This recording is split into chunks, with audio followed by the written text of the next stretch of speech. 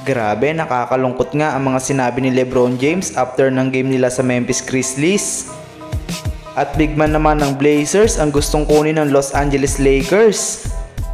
Para sa ating unang balita ay patungkol dito sa dating big man ng Boston Celtics na si Robert Williams.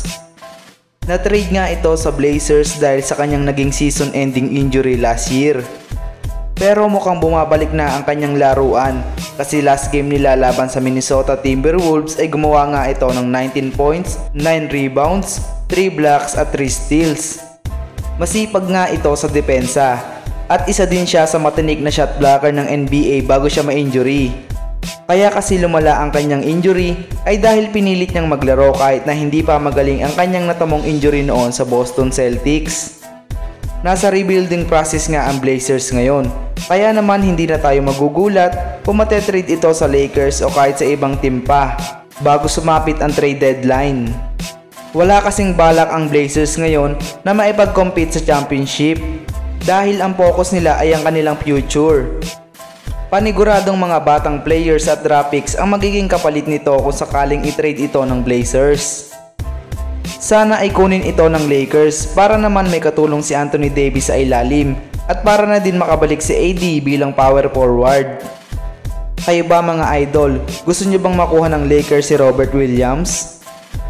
Sa sumunod naman na balita ay patungkol dito sa nakakalungkot na sinabi ni LeBron James. After kasi ng laban nila sa Memphis Grizzlies at nagtala ito ng kanyang ikatlong sunod na triple-double ngayong season na 35 points, 14 assists at 12 rebounds. Dito nga mga idol ay natanong ng isang reporter si LBJ. Sa edad nga daw na almost 40 ay nakakapagtala pa din siya ng mga ganitong stats.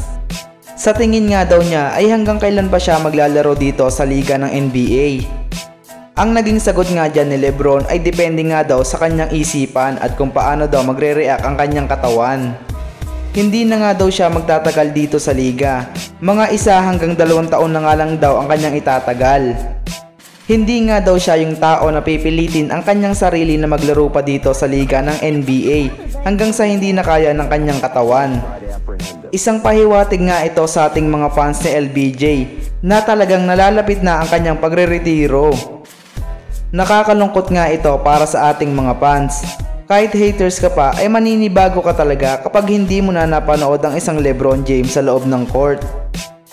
Imbis na i-hate natin siya na wala namang ginagawa sa atin, ay i-appreciate na lang natin ang kanyang greatness. Bibihira nga ang katulad niya. Mula rookie season na mataas ang inaasahan sa kanya hanggang sa ngayon na siya ang pinakamatanda sa NBA, ay pinapatunayan pa din niya na siya ang pinakamagaling o isa sa pinakamagaling na naglaro dito sa NBA. Wala na nga dapat pang patunayan si LBJ dahil samot-saring history at award na nga ang kanyang nagawa. Kayo ba mga idol, anong mararamdaman nyo kung sakaling magretiro na si LeBron sa NBA? I-comment lang yan sa baba at ating babasahin. Paki-like and subscribe po mga idol, maraming salamat po.